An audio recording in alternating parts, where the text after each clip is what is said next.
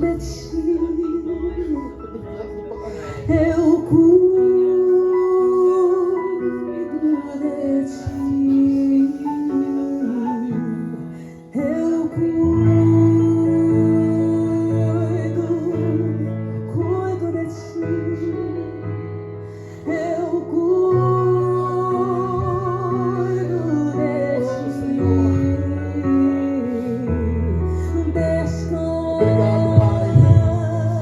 Obrigado pelo teu cuidado nesta manhã, Senhor. Obrigado por ouvir as nossas orações.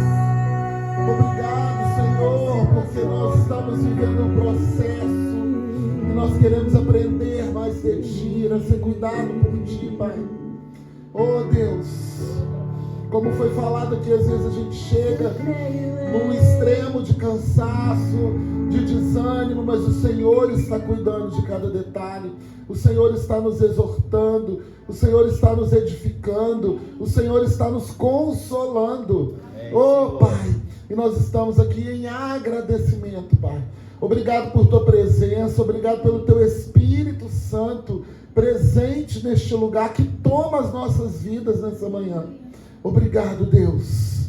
Aleluia, aleluia, aleluia, obrigado. Quero dizer que eu estou muito feliz, né?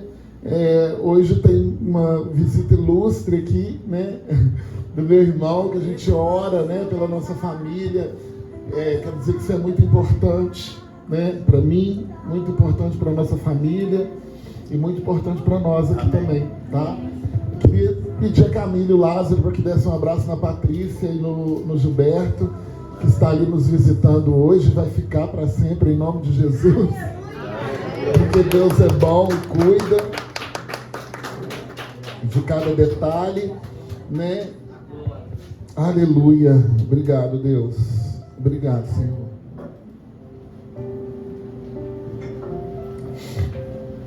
Aleluia, obrigado, Pai. E é maravilhoso, né? Quando a gente prepara a palavra, né? A gente não imagina o quanto a gente vai ser tocado, né? Pelo Espírito Santo através da palavra, né? Porque a palavra primeiro ela precisa passar por mim, né? Se eu vou ser o mensageiro, se eu vou levar essa palavra, algo já aconteceu dentro de mim para eu externar isso, né? E a gente, durante essa semana, a gente foi passando por uns processos na construção dessa palavra, né? Quando eu pedi a Lid para fazer a imagem aqui, quando eu pedi a Lid para fazer a imagem, né? Porque a gente sempre deixa uma imagem aqui, e quando a gente faz uma imagem, a gente não faz meramente uma imagem, né? A gente... Tá um pouco escuro. Encosta a porta aí para mim, fazer um favor, Alexandre? Ver se a gente dá para ver. Não vai dar para ver direito, não. Mas depois eu mando a imagem lá no grupo. A primeira coisa que impactou a gente assim, foi na hora que a gente foi construir essa imagem, né? Às vezes vocês veem a imagem aqui e ela não é simplesmente uma mera imagem. Já escolhi a imagem e vou colocar ali, né? Às vezes a Lidiane pergunta, tem alguma direção? Aí, às vezes eu falo com ela, a hora que Deus vai te revelar, lê a palavra que Deus vai te revelar. Ou então, tipo assim, é isso, isso e isso, né? Então, essa imagem ela já é construída debaixo da presença de Deus, na direção do Espírito Santo. E na hora que a Lidiane mandou a imagem, ela mandou uma imagem, eu falei assim, uma terra, né? Uma terra seca, assim, escura. E aí ela mandou a terra. Aí depois, eu falei assim, mas tá faltando alguma coisa. Eu falei assim, não tem como colocar um buraco remexido assim. E na hora que ela mandou a imagem, meu Deus, a imagem veio assim. Eu levei um susto assim com a imagem. Aí alguém colocou embaixo assim, misericórdia, entendeu? E foi muito impactante assim a imagem para nós ali naquele momento, sabe? Porque é uma imagem muito realmente vazia, de um buraco vazio ali, entendeu? E tinha tudo a ver com a palavra, né? Aí eu falei assim, nossa, uma palavra dura, né? Uma palavra, sei lá, estranha. Mas aqui pela manhã o Espírito Santo me tocou e realmente, né, tudo que foi falado aqui já tem a ver com a palavra, né?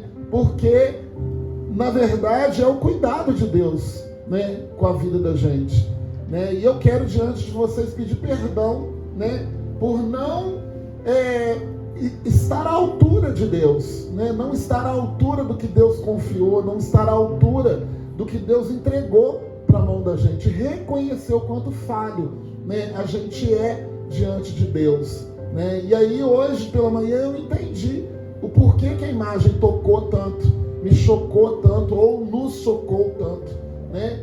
Porque a gente não está à altura, né? Infelizmente a gente não está cuidando das coisas do Senhor como a gente deveria cuidar, né? E não é porque eu estou à frente, né, de um povo, à frente de uma igreja, de um ministério, né, que eu sou perfeito, que eu estou fazendo tudo de forma correta.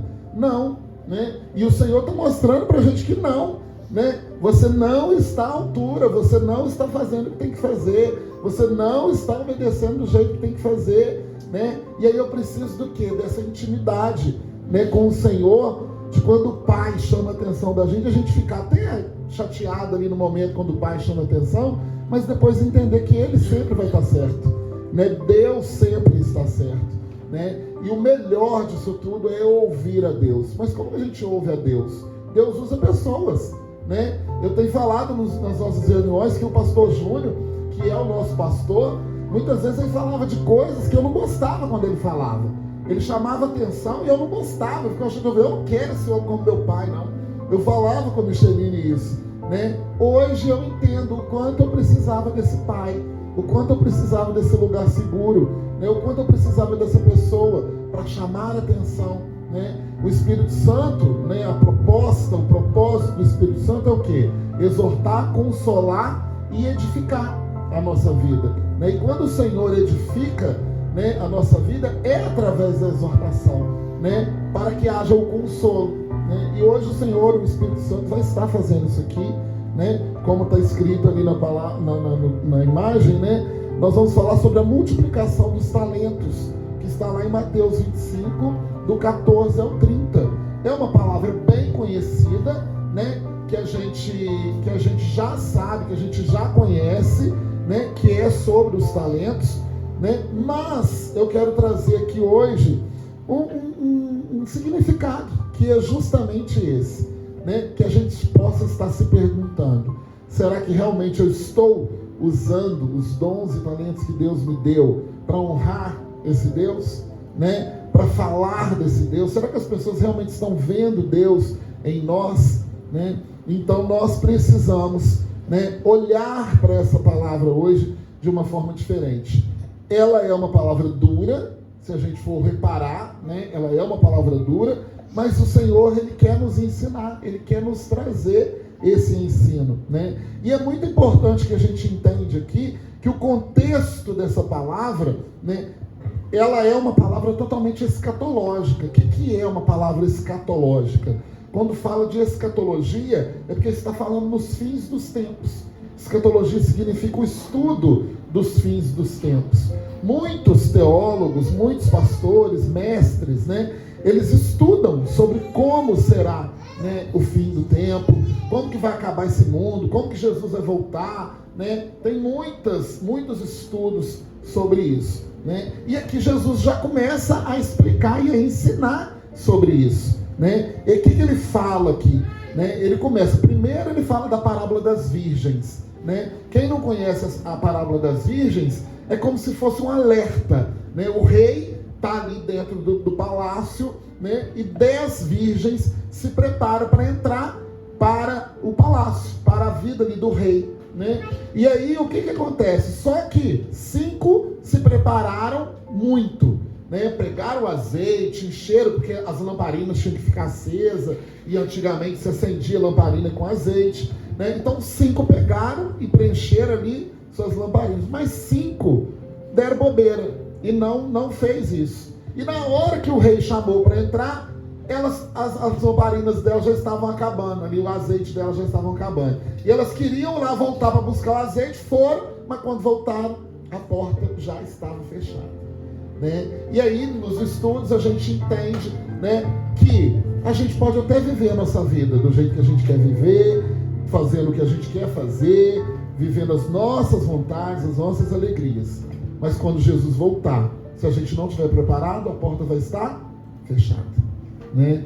Então a gente entende isso. Então é uma mensagem forte, para a gente entender como Jesus vai voltar, como ele vai nos encontrar, né? Ou como nós vamos encontrar esse Jesus, né? Será que nós estamos prontos, com os nossos azeites transbordando, com a presença do Espírito Santo, obedecendo esse Pai para que a gente possa acompanhá-lo pela eternidade e viver de uma forma eternamente feliz, sem dor, sem choro, né? Porque a palavra também fala, né, que quando a gente, né, aceita Jesus, quando a gente entrega a nossa vida para Jesus e a gente finaliza aqui os nossos dias na terra, o que a gente vai encontrar? Um lugar onde não vai ter dor, não vai ter choro, não vai ter ranger de dentes, as ruas vão ser de ouro, a gente vai pisar no ouro. Olha o valor desse lugar, o ouro não vai valer nada. Hoje o ouro vale muito para nós aqui, mas não vai valer nada. Nós vamos pisar, né? Fala que coisas vão ser feitas de pedras preciosas, então vai ser maravilhoso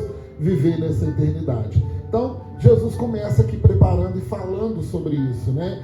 E a palavra, né, hoje, ela vai fazer algumas perguntas para nós, né? Como que nós estamos nos preparando para essa vinda, né, de Jesus, ou para esse encontro, né, com Jesus? Como que nós estamos cuidando das coisas do Senhor, né? Isso aqui é a casa do Senhor, né? A gente tem aqui um prédio, a gente tem aqui conta de luz, conta de água, tudo para se manter, né, organizado, tudo bonitinho.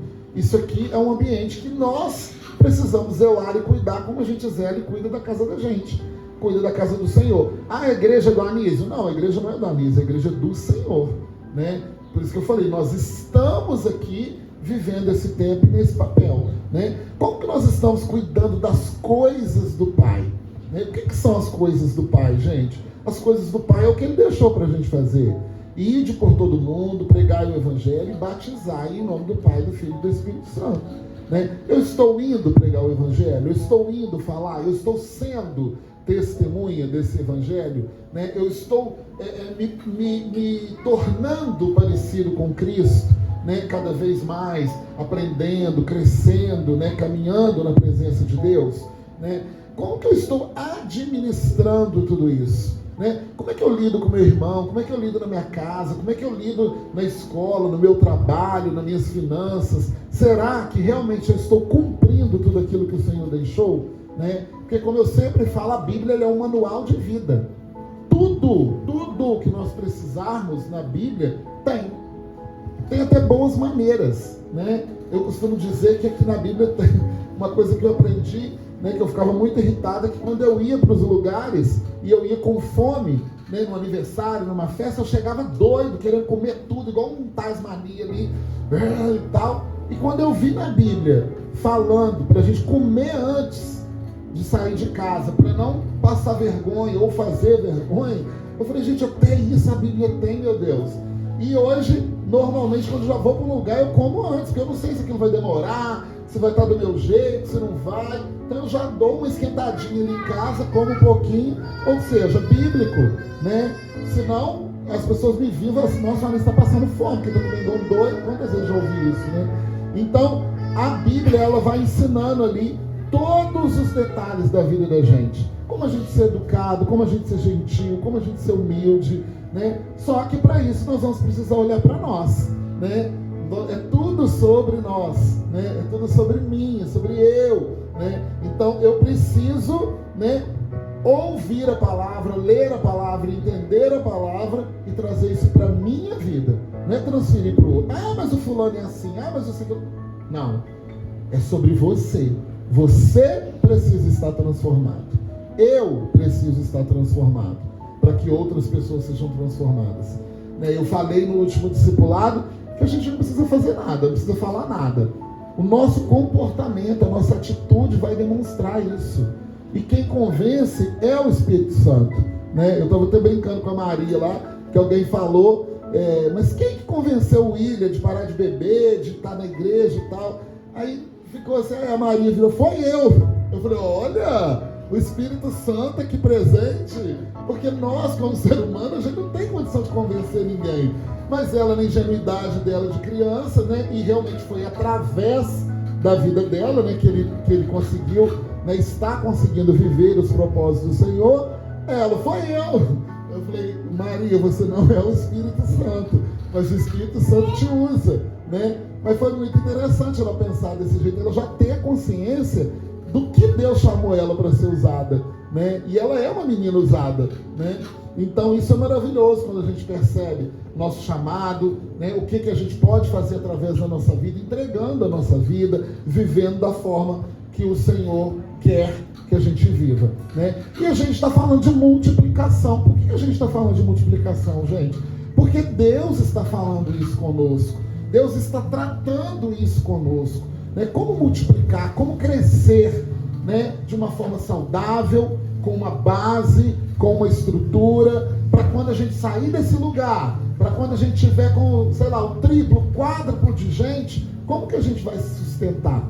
Como que a gente vai se manter, né? Então a multiplicação, ela vem sobre isso, né? E nós precisamos estar curados para que possamos curar outras pessoas, para que possamos ser base, estrutura para outras pessoas, né? Então a palavra que vai falar disso, vamos acompanhar aí, aleluia, Mateus 25,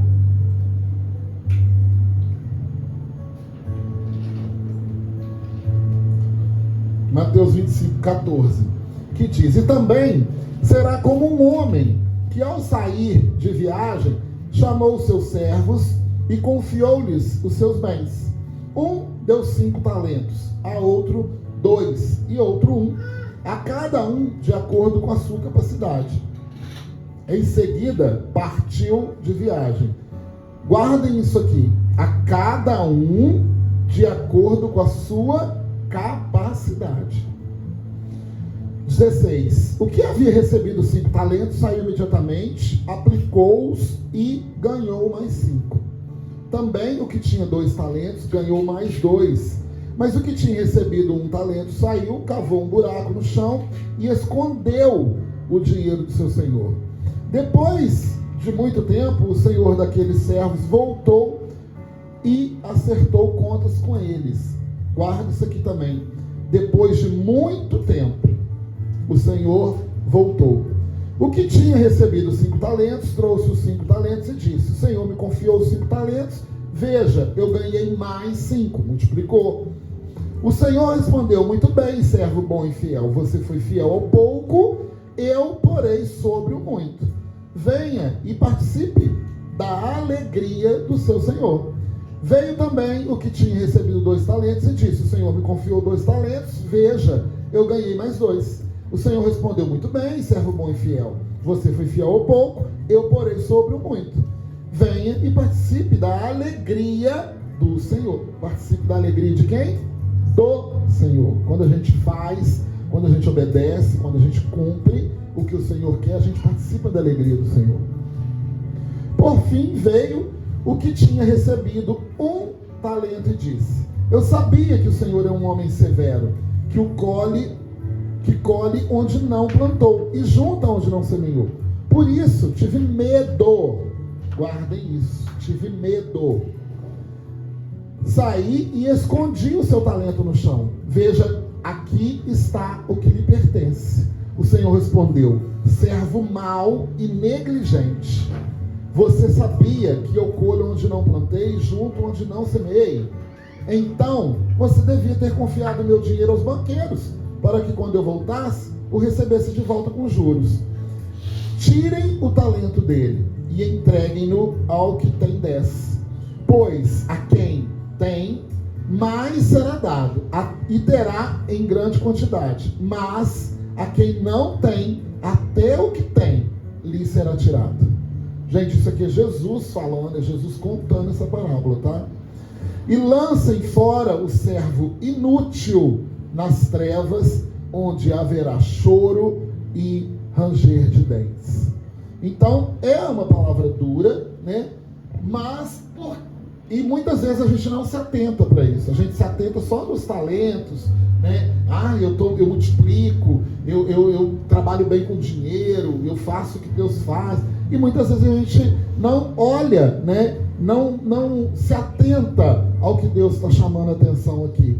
E quando a gente está falando aqui, está falando de talentos, né? Na Bíblia, né? Antigamente talentos era realmente o dinheiro, né? E está falando realmente que dessa multiplicação do dinheiro. Mas mais que isso aqui, né?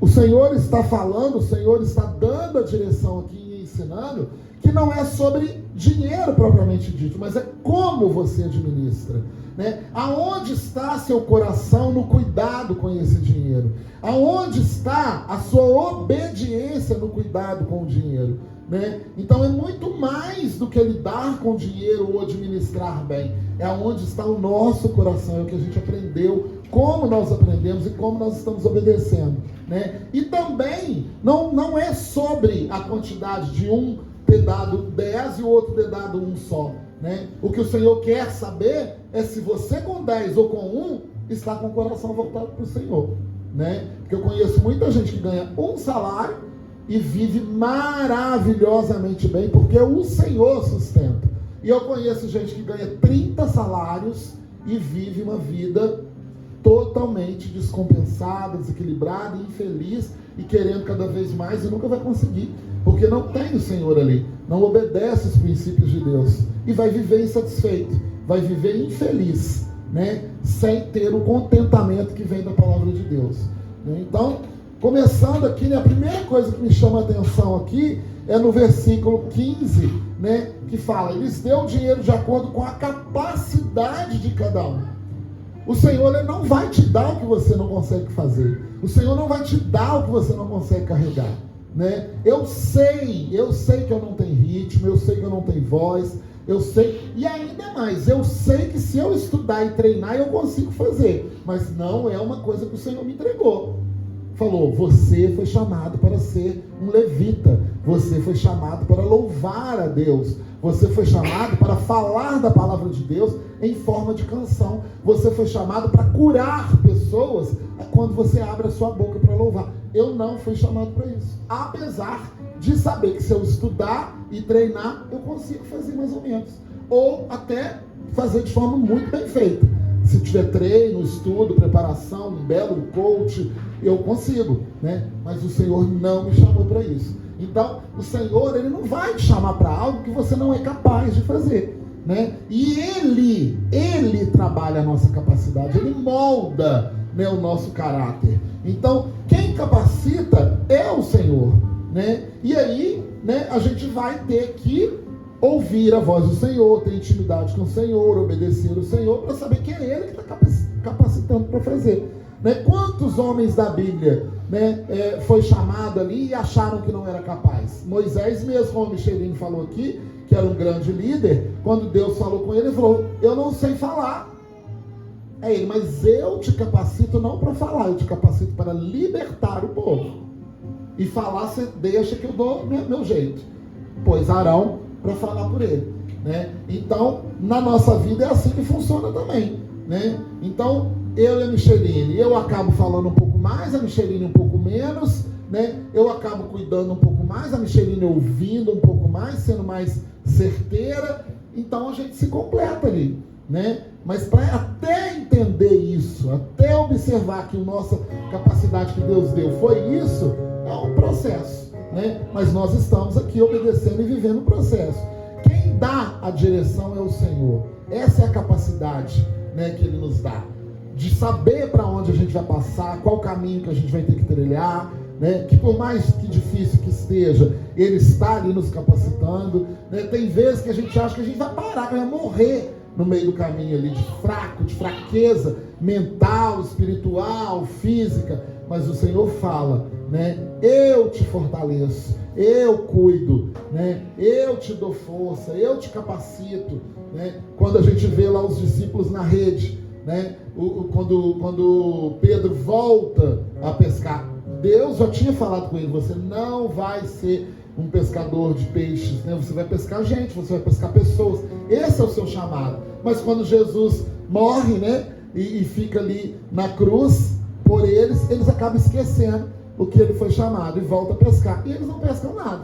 Até que Jesus ressuscitado chega para ele e fala: joga a rede do lado direito. E aí de novo vem aquele monte de peixe. Por quê? Porque quem capacita é o Senhor. Quem dá direção é o Senhor. né? Aonde nós vamos prosperar, aonde nós vamos ser felizes, é o Senhor que vai falar, é o Senhor que vai dar essa direção dentro da nossa capacidade. E Ele mostra o caminho, como eu disse aqui, né? Aonde nós vamos ser conduzidos, caminhados, seguir ali, andar, caminhar, qual igreja nós vamos estar, né? Qual ministério nós vamos ocupar, o que nós vamos fazer, é o Senhor que vai mostrar isso aí, né? E às vezes Ele vai precisar de usar alguém, como sempre usou, né? No nosso caso, vai usar um pastor, vai usar um pai espiritual, vai usar um líder, vai usar um mestre, um profeta, quem, né, o Senhor colocar ali para dar direção para vocês. Mas nós precisamos escolher. Como eu disse aqui do nosso pastor, eu dei esse direito para o pastor Júnior, né, conduzir a minha vida. E eu até falei que às vezes, hoje, né, ele fala coisas que não é legal, que não é confortável ali para aquele momento, mas eu tenho certeza que eu confiei a ele, né? Ele tem esse direito de falar essas coisas, né? E eu até fico chateado na hora, mas depois eu entendo perfeitamente, porque eu confiei, eu entreguei a minha vida para que ele pudesse cuidar, né? Então nós vamos precisar disso. E o conhecimento e a instrução, né? Conhecimento de quê, gente? Como a Micheline disse aqui no início do culto, às vezes a gente precisa realmente estudar, entender. Quando eu tive a revelação, né, que me falaram que eu teria um ministério, que eu pastorearia, o que eu fiz? Eu fui correr atrás desse entendimento. Eu falei, peraí, se eu tenho um chamado para ser pastor, eu preciso saber o que é isso, como é que funciona, como é que tem, e ainda mais, né, ouvir a voz de Deus. E eu lembro direitinho, né, que eu deixava o pastor Alfredo, na época, irritadíssimo, porque eu irritava ele, porque eu perturbava a vida dele, né, e Deus virou para mim e falou assim, você vai querer que façam com você o que você está fazendo com o pastor Alfredo? Aí eu, não quero não. Aí ele, então, vai lá, pede perdão, e vai lá e oferece ajuda para ele, porque é isso que você vai viver. Aí eu, meu Deus, né, será que eu vou ter que viver isso tudo? Gente, e é exatamente o que eu fazia com o pastor Alfredo, é o que eu estou vivendo hoje, tá? Então, é maravilhoso ter passado por isso e saber que Deus ainda tem escape, que Deus ainda tem, né, instrução, conhecimento para eu viver, né? Então, por isso que eu falei, hoje, agora de manhã eu estou entendendo essa palavra, o sentido dessa palavra. Me perdoa, Senhor, de novo, né? Eu me arrependo de ter feito o que eu fiz com o pastor Alfredo, né? Eu me arrependo. E foi ali que o Senhor me mostrou. É isso que você vai ser, é dessa forma que você vai conduzir. E imediatamente eu fiz isso. Eu corri atrás do pastor Alfredo, pedi perdão e falei, pastor, eu estou por sua conta. O que o senhor precisar, o senhor pode contar comigo. O que o senhor quiser, o senhor pode me chamar. Entendeu? Porque eu me arrependi, né? E eu reconheci o que eu tinha que fazer ali dentro dessa capacitação que o Senhor estava me dando. Fui fazer a faculdade, eu já estava fazendo um curso básico de teologia, né? E eu, num curso básico de 2 anos, eu falei, se eu fiz 2, eu faço 4, né? E aí, dali, fui fazer a teologia, e aí, como a Micheline falou, porque Deus é maravilhoso, Ele vai dando, né, as disponibilidades que Ele tem para nós. Antes de eu formar na faculdade, eu já estava dando aula, porque ali dentro da faculdade eu percebi que eu podia dar aula, ou seja, mais um cargo, mais uma possibilidade de crescimento, né? Então Deus, Ele vai conduzindo isso quando a gente obedece, né? E depois a outra coisa que chama atenção aqui, que está lá no 19, que eu falei para vocês guardarem, é que fala, depois de muito tempo, o patrão voltou e fez o acerto.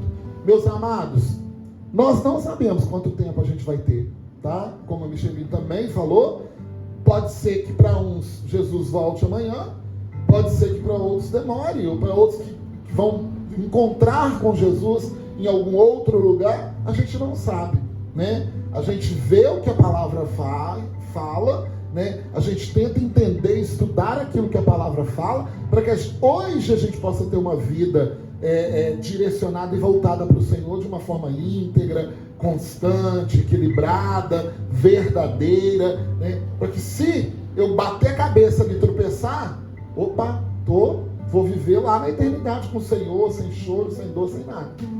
Mas nós precisamos fazer essa pergunta, né? Como nós estamos cuidando da nossa salvação? Como nós estamos zelando, né, pela nossa salvação? Porque eu aceitei Jesus. Eu falei, você é o único e suficiente Salvador da minha vida. E depois disso, eu cuidei dos talentos, eu administrei. Por isso, mais uma vez, eu peço perdão diante de vocês, né? Desde que eu aceitei Jesus, eu não cuidei com zelo, eu não cuidei com afinco, eu não cuidei com esmero.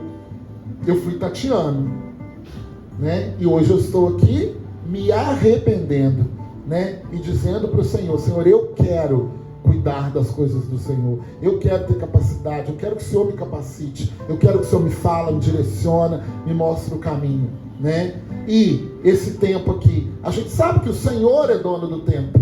Na palavra mesmo a gente viu o Senhor parar o tempo por causa de um filho dele, né? Na luta lá, né? Josué, ele estava lutando e o que aconteceu?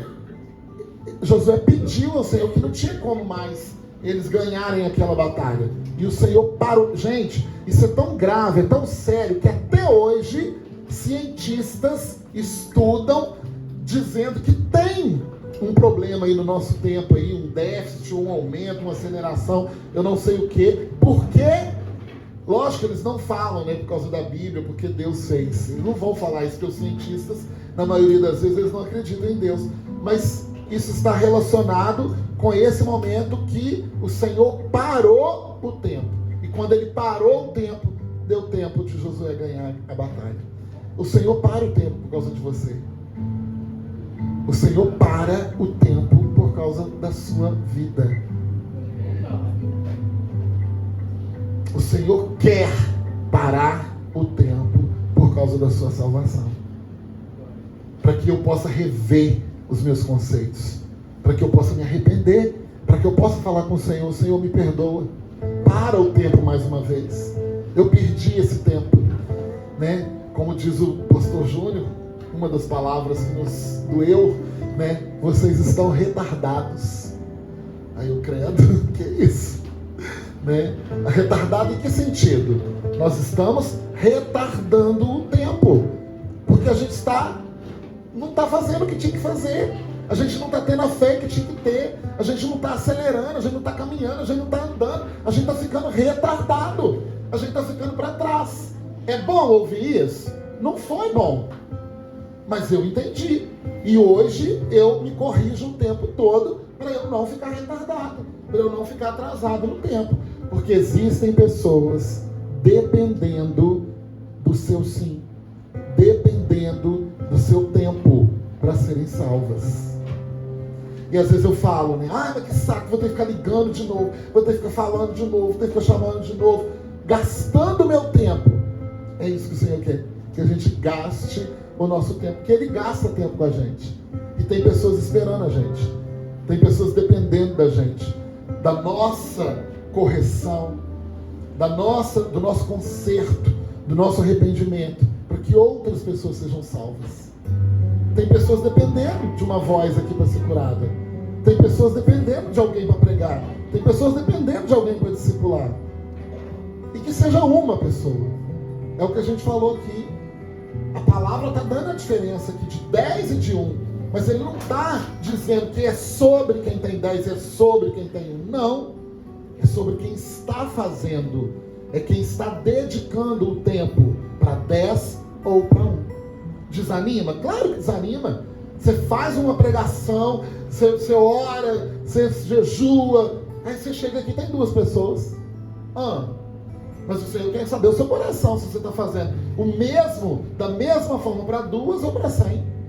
É isso que o Senhor quer de nós, né? É esse tempo que a gente precisa entender, né? Precisamos ser organizados e programados, né? E a gente tem falado sobre isso, a organização desse tempo. Gente, eu vejo claramente, né, pessoas totalmente desorganizadas. Não tem uma agenda. Micheline falou aqui, para tomar um remédio, você corre lá e põe seu relógio para despertar. Mas por que para orar você não põe?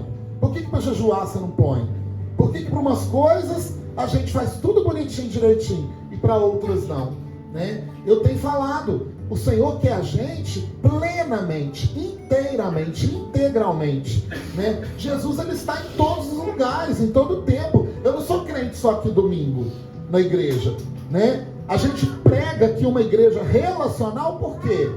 Uma igreja relacional não é só sobre relacionar com as pessoas aqui. É sobre o meu relacionamento com os outros, o meu relacionamento com o mundo, o meu relacionamento fora daqui, né? Gente, quantas pessoas a gente ouve falar, eu vou ser crente, não vou ser nada. Olha lá, fulano fala que é crente aqui, ó, tá traindo, tá fazendo mal, tá sendo falso. E aí, a gente vai deixar isso acontecer?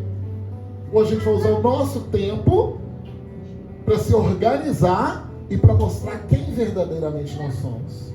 E podemos ser uma minoria, mas nós vamos ser crentes verdadeiros. Nós vamos ser crentes que honram o Pai que nós temos. Nós vamos ser filhos que honram o Pai que a gente tem. Vamos ser criticados, vão falar mal da gente, porque existem 1000 religiosos por aí e um crente. Mas nós vamos ser esse um, porque não é sobre ter 10 ou sobre ter um, e sim como nós vamos comportar, né? E aí o tempo vai falando sobre administrar bem essas horas, né? Uma agenda elaborada, priorizar as coisas do Senhor. Gente, a palavra é clara: coloque o Senhor em primeiro lugar e as demais coisas lhe serão acrescentadas. Tudo vai ser acrescentado. Deus não vai deixar faltar nada, Ele nunca deixou faltar nada. Nós é que colocamos na nossa cabeça que eu tenho que trabalhar, que eu tenho que morrer, que eu tenho que fazer. Não, a vida ela é uma constante. Nós temos que ser organizados. Eu tenho meu tempo para trabalhar, mas eu tenho meu tempo de entretenimento, eu tenho meu tempo de contemplação, eu tenho meu tempo de oração.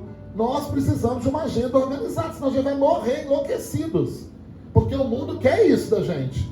Eles querem que a gente tenha televisão, que a gente tenha um carro, que a gente viaja, que a gente compra roupa, que a gente faz isso. Gente, eu vivi isso na minha vida.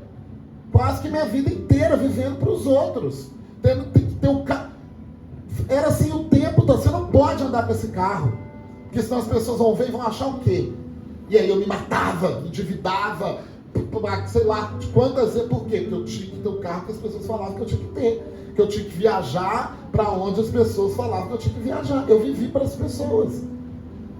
E eu sofria por isso. Às vezes as pessoas olhavam para mim e achavam que eu estava maravilhosamente bem, mas por dentro eu estava enlouquecendo e sofrendo. Até que eu conheci, né, os verdadeiros valores das coisas. E ainda estou conhecendo. Olha que maravilhoso, né? Eu preciso hoje me arrepender.